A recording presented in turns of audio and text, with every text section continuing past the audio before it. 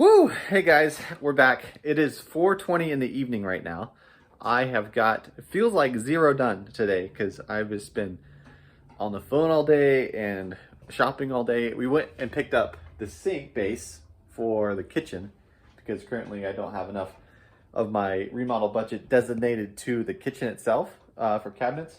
It's on the list and it'll happen very soon, but for now there's other more important things happening that I'll show you in future videos. But I need to put this sink base in, and the reason I'm getting such a late start is because we're trying to buy another property. Well, I've tried to buy two properties since my last video. One of them was really close. This one was extremely close. Both of them are a lot of money, and I just, stressful, but also big opportunity. So a big shout out to my real estate agent because she's been working hard and figuring out some cool stuff. But we'll see if they work out or not, but now that I've got all that finished for the day, I can start installing the vanity. And basically all I'm gonna do is install it here, get all the plumbing and everything hooked up. That way we can use the sink, and then I'm gonna do a basic plywood countertop, put the sink in there. That way we can use our kitchen a little more freely. And that's all I have time for between now and my next trip, which is coming up. I'll be traveling again. So we just got back from a wedding, and this is why this video is so late. It'll be a few days from now. Today is Tuesday, but we'll see what we can get done today and edit it. So anyways, with all that boring stuff out of the way, let's get this unboxed and get it installed.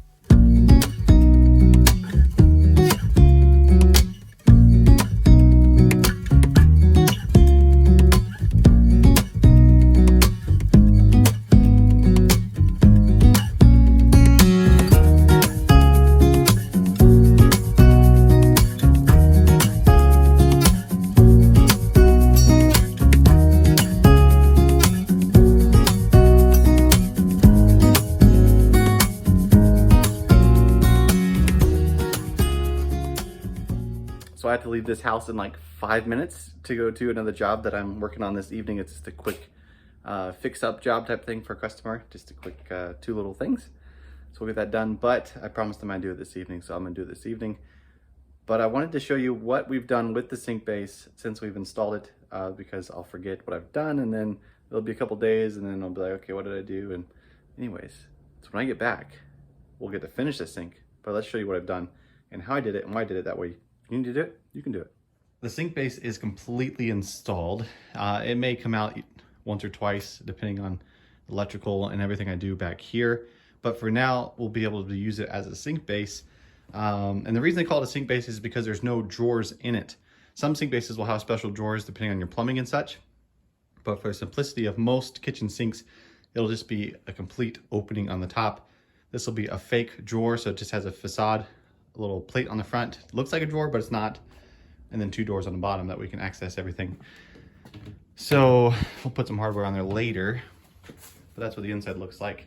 In order to keep your plumbing as neat as possible, I recommend drilling a hole for each plumbing piece. Usually they come out of the wall on new construction, so you would have that black pipe poking out the center of this cabinet, but since we're coming up from the ground, this one's a little bit special. Then we have the water lines coming in. Those are dedicated holes. I'm going to strap them back to the wall back here nice and neat. That way when I run the pipes or the hoses to connect these, it's not just all willy-nilly in there. So that's what it looks like. This pipe is not gonna be this tall. It'll be cut off right below the countertop. And on top of it will be this fitting. It's basically a, well, inline vent, which is basically all it is a little flapper inside that when this is on top of here, on its shorter location, the water can come up, but it will seal off there and won't be able to come out. But when it's venting, when it's pulling air, it'll be able to suck air this way, but not let water out the top. So that's what you have to do sometimes when you don't have a vent going out the roof. You have to check in your area if it's up to code or not. But in this case, we have no other option at the moment without doing a ton of construction work above. So we're gonna do that and see what we can do. So I'm gonna go work on that job and I'll be back, and hopefully we can get a sink installed down here. That way we can wash dishes in our sink and not in our bathtub. Anyways, we'll catch you in a little bit.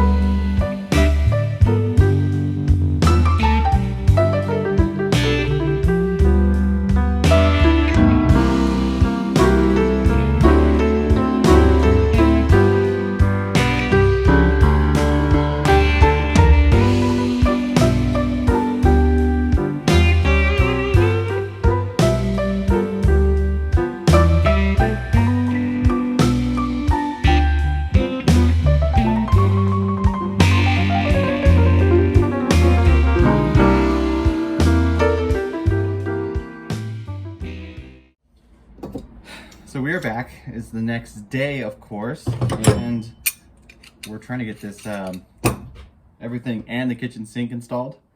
And so I want to go over with you what the steps I do to do that are. Since we're doing it on a budget, the countertop will not be countertops for right now.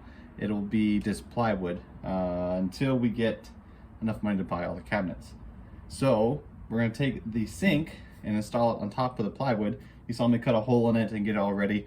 This will give us enough space and a mounting place for the sink. That way we can temporarily hook it up, and then once we get the countertops and cabinets and all that, we can install it permanently.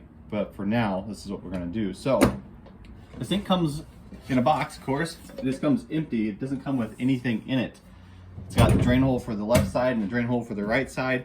It's got holes for the faucets and everything that come through. And the easiest way to install all of those things are when the sink is out. So like your drains that you stick your little stoppers in, so when you're washing with soapy water, dishes, whatever, it keeps the water in or out, depending on which one you want. These are just the cheap generic stainless steel ones. They come with the drain itself. They come with a nut that tightens it down, and it comes with a rubber washer and a paper washer. And then down here is where you connect the pipes, but we'll do that later.